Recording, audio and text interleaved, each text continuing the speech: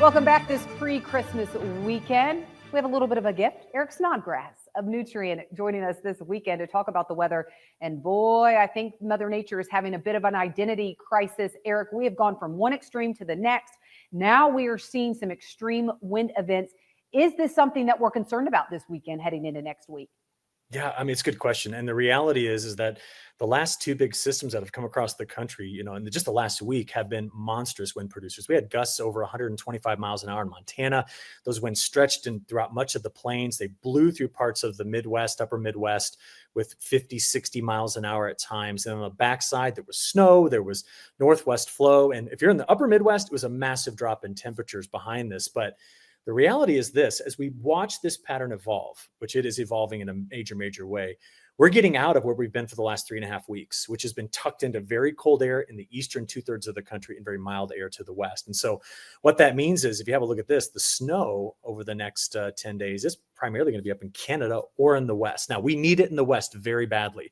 We've got to pack the Sierra Nevada, the Rockies, the Cascades with a lot of snow so that by the time we get to spring, we have all of that water to melt out of the snow and get into the reservoir. So this is a good thing for the west. It's not going to be pleasant around Christmas for them, but a good thing.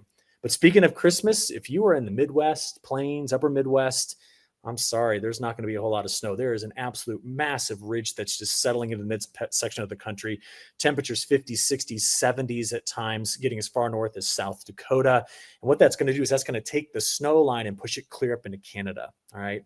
Now, unfortunately, with all of that, those of you that really want a white Christmas, well, take a look at this map. The best chances of that are still hugging some of the parts of Wisconsin, northern Minnesota, and parts of the UP and Michigan, but we've melted a lot of it elsewhere. And I'm going to tell you, Tyne, agriculturally, I'm very happy with this because when that snow hit the ground, remember, the soil wasn't completely frozen, so we're getting some of that moisture in, and it's a good thing. But maybe grandmas are going to be happy about it too because people are going to be able to travel to their houses without having too much of a headache.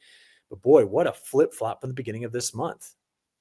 Oh my gosh, 60, 70 degrees for Christmas. Yeah. It definitely doesn't feel like Christmas, at least outside, but a lot of us will be able to be outside with our families for Christmas. Eric Snodgrass with Nutrient. Eric, Merry Christmas. Yeah, same to you.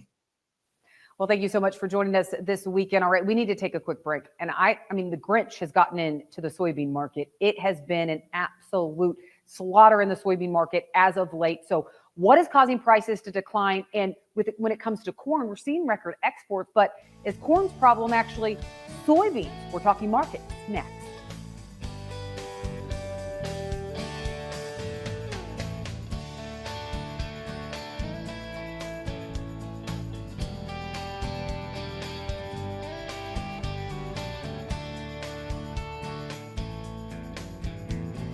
You're watching U.S. Farm Report.